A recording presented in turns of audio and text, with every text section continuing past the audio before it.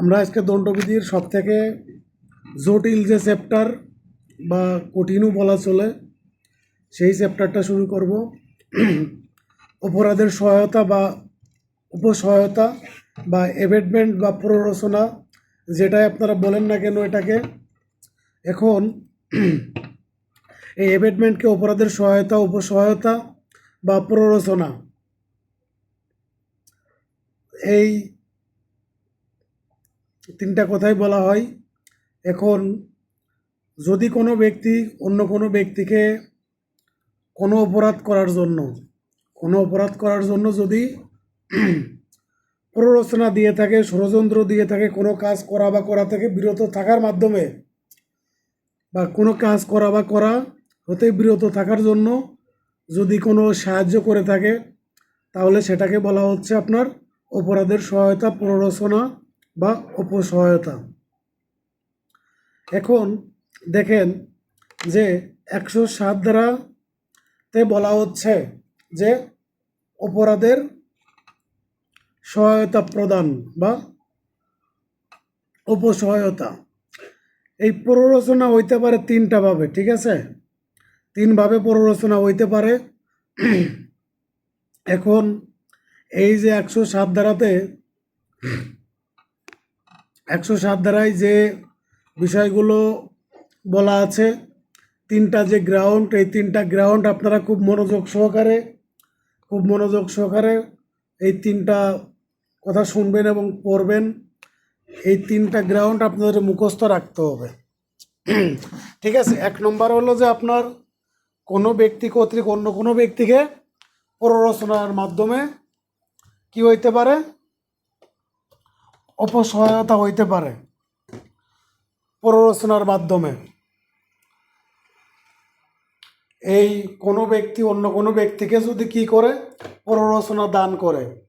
তাহলে এই প্ররোচনা বলতে এখানে কি বোঝাচ্ছে? প্ররোচনা বলতে বোঝাচ্ছে যে ধরেন কোনো ব্যক্তি কোনো কাজ করতে ইচ্ছুক ছিল না, সেই ব্যক্তি সাধারণত ওই কাজটা করতো না। যখন অন্য কোনো ব্যক্তি তাকে কি করলো?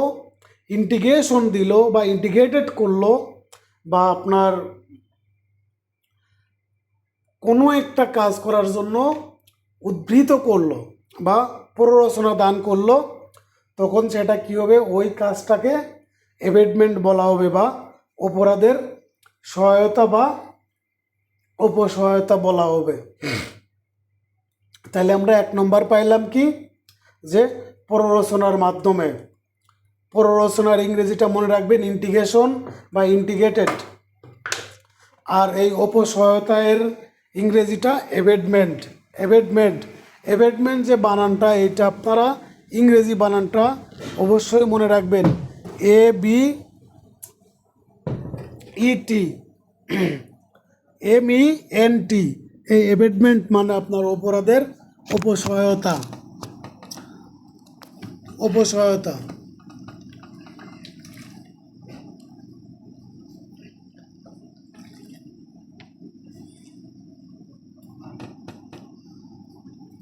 আর ABETE,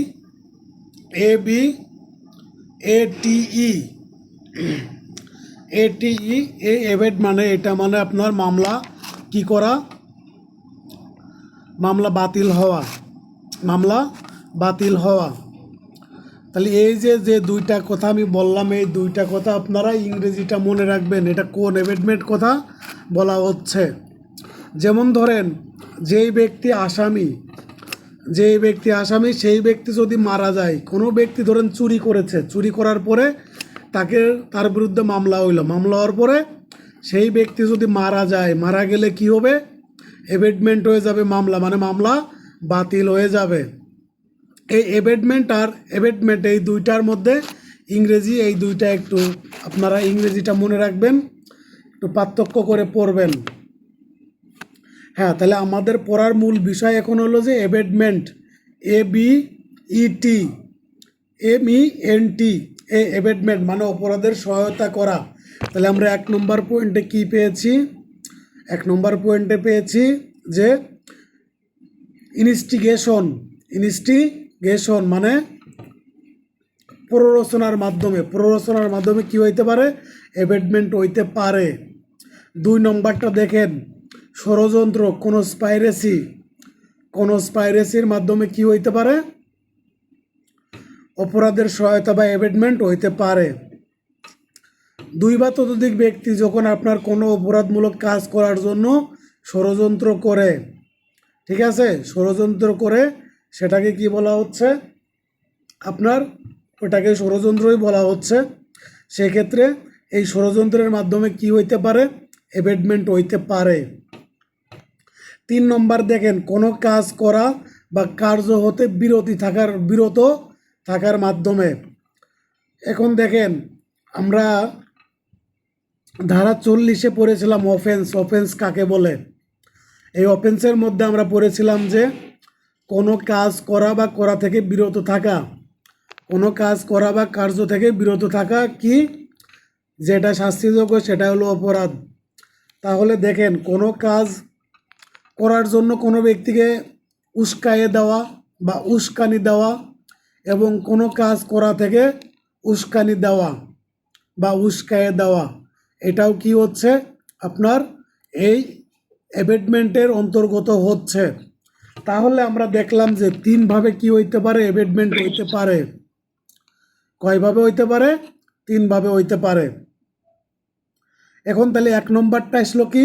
প্ররোচনার মাধ্যমে, 2 নম্বর ষড়যন্ত্রের মাধ্যমে, 3 নম্বর কোনো কাজ করা এবং কোনো কাজ করা থেকে বিরত থাকার মাধ্যমে। আমি মিরাজ বলছিলাম যে হ্যাঁ যে মিরাজ, মতিন আঙ্কেল ফর্ম দিতে বলতে তোমাকে, হ্যাঁ এটা ফর্ম দিও তো। না অফলাইনে দাও, অফলাইনে দিছি। হ্যাঁ মিরাজকে কিছু বলছো নাকি?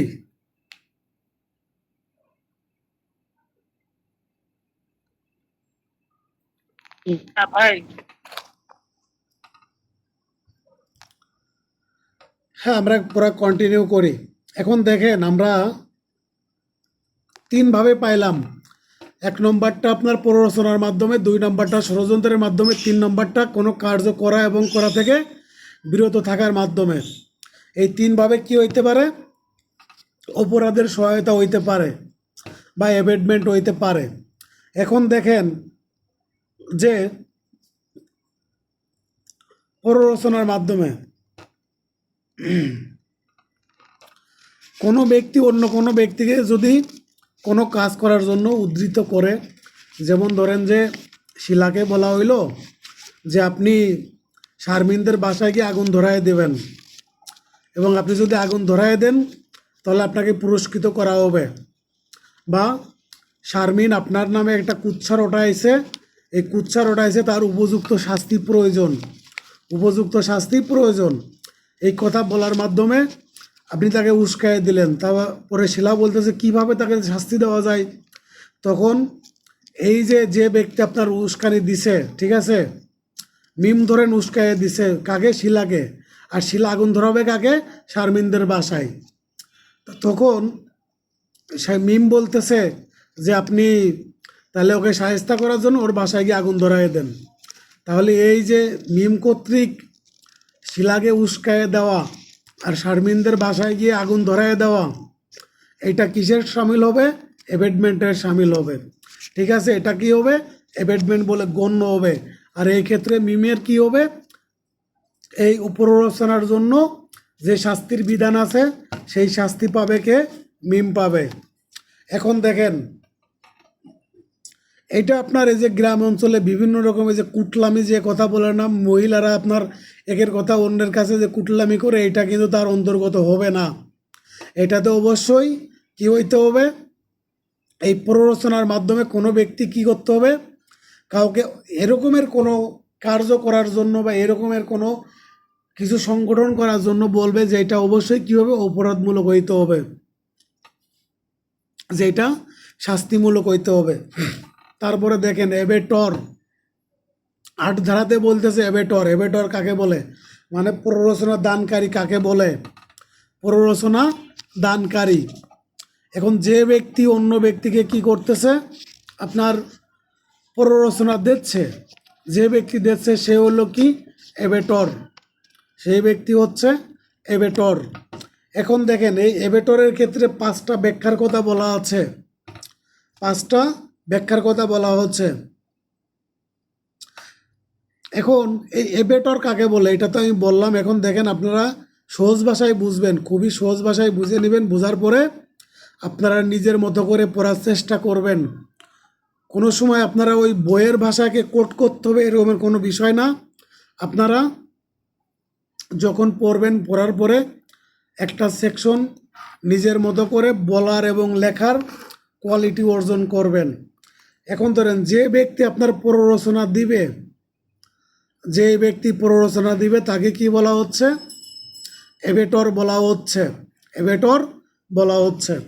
তাহলে দেখেন এবেটরের এইখানে আবার 5টা ব্যাখ্যা আছে, 5টা ব্যাখ্যা আছে। এই 5টা ব্যাখ্যা আপনাদের কি করতে হবে? মুখস্থ রাখতে হবে, 5টা ব্যাখ্যাই মুখস্থ রাখতে হবে।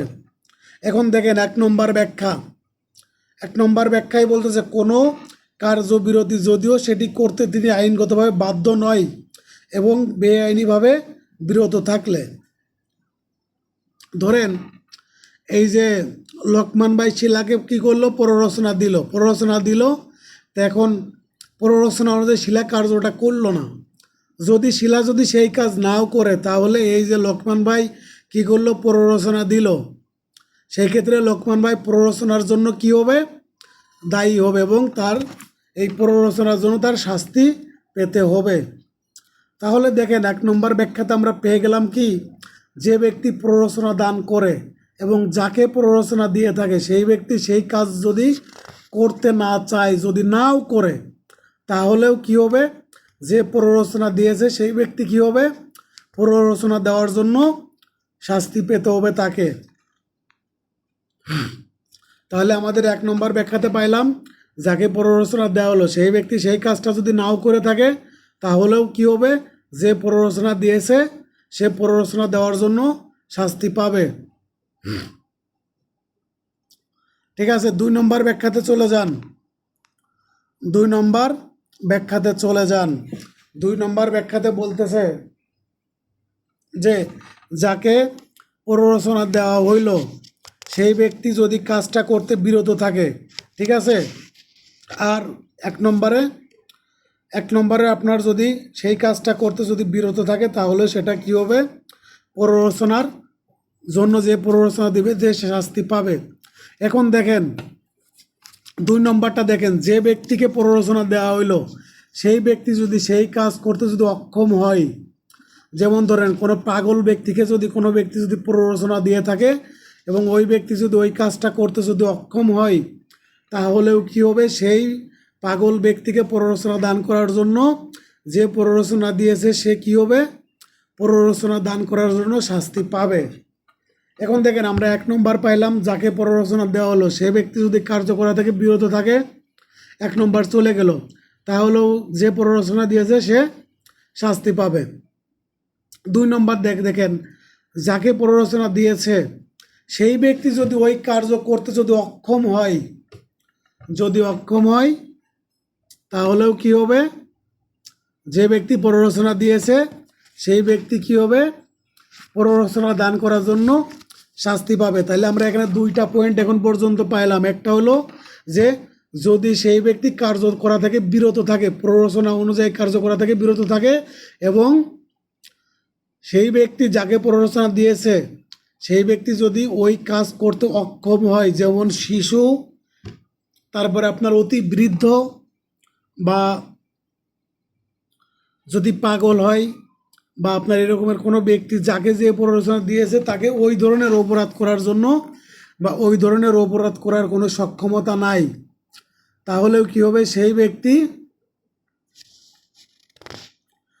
প্ররোচনা দান করার জন্য দণ্ডিত হবেন। এখন দেখেন 3 নম্বর দেখেন,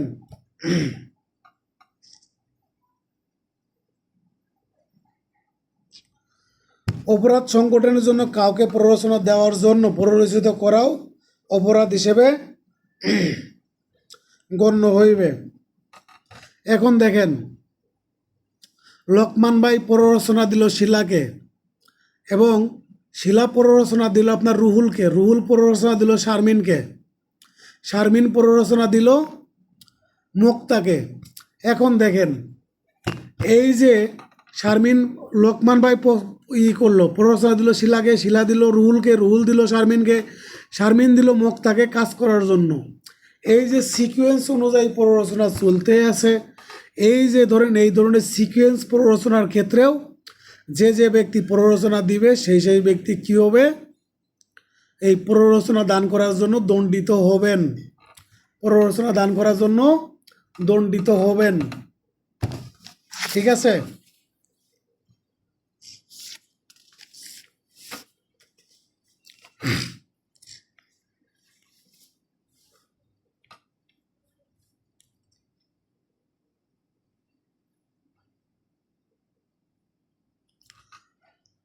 তারপরে দেখেন প্ররোচনার জন্য ষড়যন্ত্রের ক্ষেত্রে যদি তাদের মধ্যে যোগাযোগ রক্ষিত না হয় তাহলেও সেটি অপরাধ হিসেবে গণ্য হবে, অর্থাৎ সমষ্টিগতভাবে ষড়যন্ত্র করলে প্রত্যেকেই দায়ী হবে। যেমন ধরেন লোকমান ভাই মিমকে কি করলো, প্ররোচনা দিল, সরি মিমকে প্ররোচনা দিল না, এখন মুক্তা, লোকমান, মিম, শিলা, সুমন, রুহুল, শারমিন এরা কি করলো, এই 6 জন ব্যক্তি আপনার এক জায়গায় জড়ো হলো, জড়ো হওয়ার পরে মানে একটা ষড়যন্ত্র করলো, ষড়যন্ত্রের মাধ্যমে কি করবে, এরা কি করবে, একটা অপরাধ সংগঠন করবে। এবং এই 6 জন ব্যক্তির সেপারেট কাজ ভাগ করে দেওয়া হইল, যে লোকমান ভাই এক ধরনের কাজ করবে, মিম আরেকটা কাজ করবে, তারপরে সুমন আরেকটা কাজ করবে, শিলা আরেকটা কাজ করবে, তারপরে মুক্তা আরেকটা কাজ করবে। এখন এই যে সকলেই সবার কাজ পারফর্ম করতেছে, এই সকলের কাজ করার পরে গিয়ে একটা অপরাধ সংগঠন হবে। তা এই যে যখন ষড়যন্ত্র করলো 6 জন মিলে, ষড়যন্ত্র করার পরে মুক্তা পরে বলল যে না আমি এই কাজটা, আমি এই যে আমাকে যে কাজ দিয়েছিল, যেমন ধরেন বাজার থেকে 20 আনা বা আরেকজন আপনার ওই দুধের গ্লাস আপনার এক জায়গা জড়ো করে রাখা, তো এখন সেটা আবার সুমন আপনার কি করবে, দুধের মধ্যে কি বিষ মেশাবে, তারপরে আপনার শিলা যে আরেকজনকে বিষ পান করাবে, বিষ পান করতেছে কিন্তু সে মারা যাচ্ছে না, পরে রুহুল বলতেছে, রুহুলকে বলা হয়েছে যদি মারা না যায় তখন তুমি চাকু দিয়ে তাকে হত্যা করবা। এই যে সিকোয়েন্স অনুযায়ী এক একজনের এক একটা কাজ ভাগ করে দেওয়া হয়েছে, এই কাজের মধ্যে যদি কোনো ব্যক্তি যদি একটা কাজ নাও করে থাকে তাহলে ওই যে ষড়যন্ত্র করেছে না, ষড়যন্ত্র করার কারণে প্রত্যেক ব্যক্তি কী হবে, দায়ী হবে, প্রত্যেক ব্যক্তিকেই অ্যাবেটমেন্টের জন্য দায়ী করা যাবে। তাহলে দেখেন এখানে কিন্তু আমরা 5টা কী বললাম ব্যাখ্যা পেয়ে গেলাম। ঠিক আছে? প্রথমটা দেখেন কোনো কার্য বিরতি যদি সেটা করতে তিনি আইনগতভাবে বাধ্য নয় বা বেআইনিভাবে করতে বিরত থাকে, 1 নম্বরটা হলো যে আইনগতভাবে বাধ্য নয় এবং যদি বিরত থাকে, 2 নম্বরটা আপনার অপরাধ সংগঠন হোক বা না হোক, 3 নম্বরটা অপরাধ করতে যদি সে অক্ষম হয়, যদি সে অপরাধ করতে যদি অক্ষম হয়, 4 নম্বরটা দেখেন যে সিকোয়েন্স অনুযায়ী যে আমি যেটা বললাম যে লোকমান প্ররোচনা দিল শিলাকে, শিলা দিল মিমকে, মিম দিল মুক্তাকে, মুক্তা দিল আপনার সুমনকে, মূল কাজ করবে হলো রুহুল, রুহুলকে কার্য করার জন্য কি করলো, প্ররোচনা দিল। এই ক্ষেত্রে কি হবে, প্রত্যেকেই দায়ী হবে। 5 নম্বরটা হলো কি দেখেন যে কতগুলো ব্যক্তিকে সেপারেটলি আপনার কোনো কার্য করার জন্য একটা ষড়যন্ত্র করেছে, এই কার্য সম্পন্ন হলে কি একটা অপরাধ সংগঠন হবে। তখন কোনো ব্যক্তি যদি এই তার কার্য করা থেকে যদি সে বিরত থাকে, বিরত থাকলেও সে যে ষড়যন্ত্রে অংশগ্রহণ করেছে, ষড়যন্ত্রে অংশগ্রহণ করার কারণে সে কি হবে, প্ররোচনা দানকারী করার জন্য কি হবে, সে পানিশ হবে। ঠিক আছে? তার সে শাস্তি পাবে, অ্যাবেটমেন্ট করার জন্য সে শাস্তি পাবে। এখন লোকমান ভাই এই যে আমরা যে 5টা ব্যাখ্যা পড়লাম, এই 5টা ব্যাখ্যা আপনি একটু বলেন তো।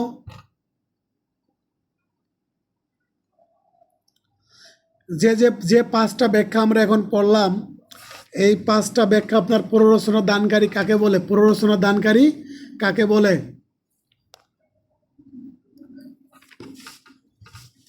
হ্যাঁ, এই 5টা ব্যাখ্যা একটু লোকমান ভাই পড়েন। লোকমান ভাই কি শুনতে পাচ্ছেন?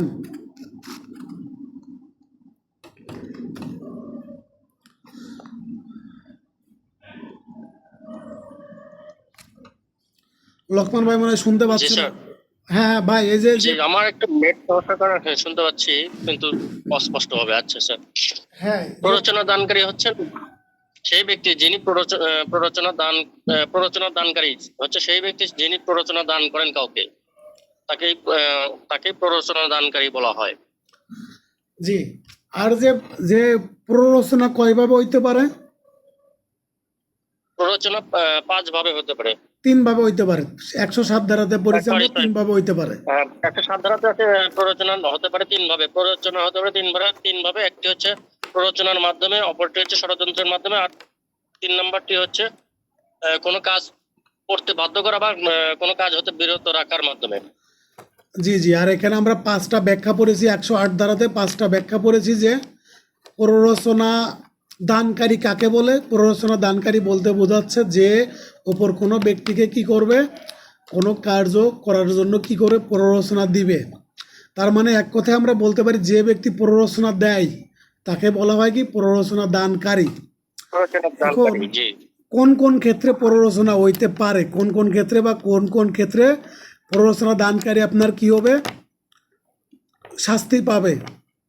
এখন দেখেন যে যদি লিখিততে যদি প্রশ্ন আসে, লিখিততে যদি প্রশ্ন আসে যে প্ররোচনা দানকারী কোন কোন ক্ষেত্রে পানিশড হবে বা প্ররোচনা দানকারীকে শাস্তি দেওয়ার বিধান আলোচনা করুন, প্ররোচনা দানকারীকে শাস্তি দেওয়ার বিধান আলোচনা করুন, এটা যদি লিখিততে প্রশ্ন আসে তাহলে আপনি কি করবেন, এই যে 5টা ব্যাখ্যা আছে 108 ধারাতে, এই 5টা ব্যাখ্যা সুন্দর করে লিখবেন শর্ট করে।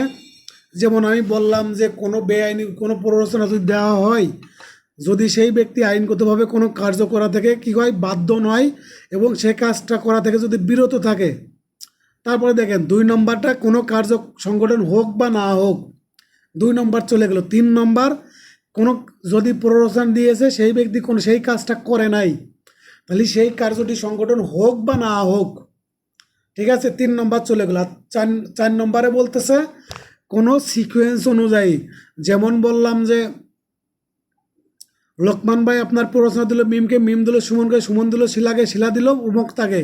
এই যে একজন ব্যক্তি আরেকজন ব্যক্তিকে প্ররোচনা দিচ্ছে, আরেকজন ব্যক্তি আরেকজনকে প্ররোচনা দিচ্ছে, এইভাবে সিকোয়েন্স অনুযায়ী যদি আপনার 3-4 জনকে, আপনার সিকোয়েন্স অনুযায়ী একজন আরেকজন, একজন আরেকজনকে যদি এইভাবে প্ররোচনা দিয়ে থাকে তাহলে প্রত্যেকেই কী হবে, দায়ী হবে।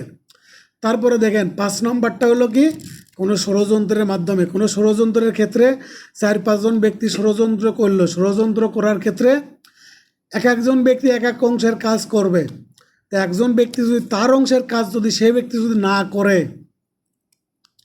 তার অংশের কাজ যদি সে ব্যক্তি না করে, না করার ফলে সে যদি নাও করে কিন্তু সে কি করছে ষড়যন্ত্রে অংশগ্রহণ করেছিল, এই ষড়যন্ত্রে অংশগ্রহণ করার জন্য সেও কী হবে প্ররোচনার জন্য দায়ী হবে, অ্যাবেটমেন্টের জন্য দায়ী হবে বা তাকেও অ্যাবেটর বলা যাবে। আর যে ব্যক্তি অ্যাবেট করে তাকেই কি বলা হয়, অ্যাবেটর বলা হয়। আর যে ব্যক্তি অ্যাবেটর তাকেই কি করা যাবে, পানিশড করা যাবে। হ্যাঁ, তাইলে আমরা 108 ধারা আর 107 ধারা পড়লাম। এই 108 ধারা থেকে আপনারা কিছু উদাহরণ আছে, উদাহরণগুলো আপনারা পড়বেন এবং এই উদাহরণ যেটা যেটা বুঝতে পারেন না আমাকে প্রশ্ন করবেন, ঠিক আছে, আমাকে প্রশ্ন করবেন যেটা বুঝতে পারেন না। দেখেন আমি একটা উদাহরণ আপনাদের মাঝে বলতেছি, ঠিক আছে, এই উদাহরণটা বোঝার চেষ্টা করবেন। ক গকে খুন করার জন্য কি, ক গকে খুন করার জন্য খকে প্ররোচিত করে, ক গকে খুন করার জন্য খকে প্ররোচিত করে, খ কার্যটি করতে অস্বীকার করে, ককে ক খকে হত্যার প্ররোচনা করার জন্য দোষী সাব্যস্ত হইবে। দেখেন এই যে ক নম্বর উদাহরণে কি বলতেছে যে ক খকে হত্যা করার জন্য, ক গকে হত্যা করার জন্য খকে প্ররোচনা দিল, খ কাজটা করতে অস্বীকার করলো, সে কাজটা করতে অস্বীকার করলো, এই অস্বীকার করেছে, তারপরেও কি হবে, সে যেহেতু আপনার এই যে প্ররোচনা দিয়েছে গকে হত্যা করার জন্য প্ররোচনা দিয়েছে, প্ররোচনা দেওয়ার জন্য ওই ব্যক্তি কাজ করুক আর না করুক, তারপরেও সে কি হবে, এই প্ররোচনা দান করার জন্য সে শাস্তি পাবে। ঠিক আছে, এই যে উদাহরণগুলো আছে, উদাহরণগুলো আপনারা পড়ার চেষ্টা করবেন। এই জায়গার উদাহরণগুলো খুবই গুরুত্বপূর্ণ। ঠিক আছে, তারপরে দেখেন 109 ধারাতে, 109 ধারাতে বলতেছে প্ররোচনার শাস্তি, প্ররোচনার শাস্তি। এখন দেখেন প্ররোচনার শাস্তি আপনার দুইভাবে আপনারা নির্ধারণ করবেন, যে প্ররোচনার শাস্তি দুইভাবে বলা আছে। যে ব্যক্তি প্ররোচনা দেয়, ওই প্ররোচনার জন্য যদি কোনো ব্যক্তি প্ররোচনা দান করার জন্যই যে অপরাধ সংগঠন করে, ওই অপরাধের জন্য যদি কোনো ব্যক্তি প্ররোচনা দিয়ে থাকে, প্ররোচনা দান করার জন্য যদি কোনো বিধান থাকে, প্ররোচনা দান করার জন্য প্ররোচনা দানকারীর শাস্তির যদি কোনো বিধান থাকে ওই আইনে, তাহলে কি হবে, সেই ব্যক্তি ওই শাস্তিটাই পাবে। আর যদি প্ররোচনা দান করার জন্য এবেটরের কোনো শাস্তির বিধান যদি ওই আইনে না থাকে, তাহলে কি হবে, মূল যে অপরাধ সংগঠন হয় সেই অপরাধের শাস্তি সে পাবে। এখন দেখেন এই বিষয়টা আমরা একটা উদাহরণে চলে যাব। যেমন ধরেন আমরা শিশু আইন 2013 আছে না, শিশু আইন 2013তে বলতেছে কোনো শিশুকে দিয়ে যদি কোনো ব্যক্তি কি করায়, ভিক্ষাবৃত্তি করায়, তাহলে বা কোনো ব্যক্তি যদি কোনো শিশুকে ভিক্ষাবৃত্তি করানোর জন্য যদি প্ররোচিত করে, তাহলে তার শাস্তি হবে কয় বছর, 5 বছর। তা এই বিধানটা আপনার ধরেন যে কোথায় দেওয়া আছে, শিশু আইনে ধরেন দেওয়া আছে। তাহলে কি হচ্ছে, কোনো ব্যক্তি যদি কি হয়, এই যে কোনো ব্যক্তিকে ভিক্ষাবৃত্তি করার জন্য যদি প্ররোচনা দান করে, এই প্ররোচনা দান করার জন্য তার শাস্তি হবে 5 বছর। এখন দেখেন আমরা আবার চলে যাব মানব পাচার আইনে। মানব পাচার আইন, এই মানব পাচার আইন 2012তে দেখেন কোনো ব্যক্তি যদি কোনো ব্যক্তিকে মানব পাচারের জন্য প্ররোচিত দান করে, তাহলে এই এবেটর মানে যে ব্যক্তি প্ররোচনা দান করেছে তার কোনো শাস্তির বিধান যদি মানব পাচার আইন 2012তে যদি উল্লেখ না থাকে, তাহলে এই যে কোনো ব্যক্তি মানব পাচার করলে যে অপরাধটা হবে, কোনো মানব পাচার করলে যে শাস্তির বিধান আছে সেই শাস্তি পাবে কে, প্ররোচনা দানকারী। বিষয়টা আপনারা একদম সহজ ভাষায় বুঝবেন যে বিষয়টা হলো, একটা হলো মূল অপরাধ আর একটা হলো আপনার প্ররোচনা যে ব্যক্তি দিয়েছে, এই প্ররোচনা দান করার জন্য শাস্তি। তাহলে শাস্তির বিধান আসছে কয়টা, 2টা। একটা হলো যে মূল অপরাধের জন্য শাস্তি, আর একটা হলো প্ররোচনা দান করার জন্য শাস্তি। এই প্ররোচনা দান করার জন্য যে শাস্তি, এই শাস্তির বিধান যদি উক্ত আইনে যদি না থাকে, তাহলে ওই মূল অপরাধের জন্য যে শাস্তির বিধান আছে সেই শাস্তি পাবে কে, এবেটর। এই বিষয়টা বুঝতে পারেন না এরকমের কেউ কি আছেন? যে বুঝতে পারবেন না আমাকে বলবেন, আমি আবার বোঝাবো।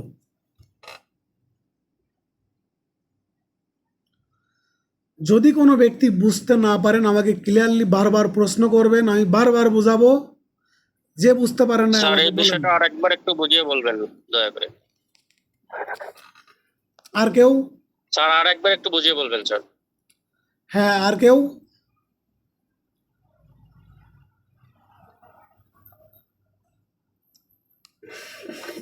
হ্যাঁ, আমি আবার বলতেছি। ধরেন কোনো ব্যক্তি কি করলো, একজন ব্যক্তি আমাদের ধরেন রুহুল ভাই, ঠিক আছে, রুহুল ভাই কি করলো, রুহুল ভাই বলল সোহেল ভাইকে, বললে যে সোহেল ভাইকে বলল যে মুমিন ভাই আপনি কি করেন, আপনি একজনের বাসায় কি করবেন, যায় আগুন ধরায় দিবেন। আগুন ধরায় দিতে বললো, রুহুল কি করলো, এই মুমিন ভাইকে মানে সোহেল ভাইকে কি বলল, আগুন ধরায় দেওয়ার জন্য প্ররোচনা দিল। আগুন ধরায় দেওয়ার জন্য প্ররোচনা দিল। তো প্ররোচনা যখন দিল, তাহলে দণ্ডবিধিতে এই যে আরেকজনের বাসায় আগুন ধরায় দেওয়ার প্ররোচনা দেওয়ার জন্য কোনো শাস্তির বিধান নাই।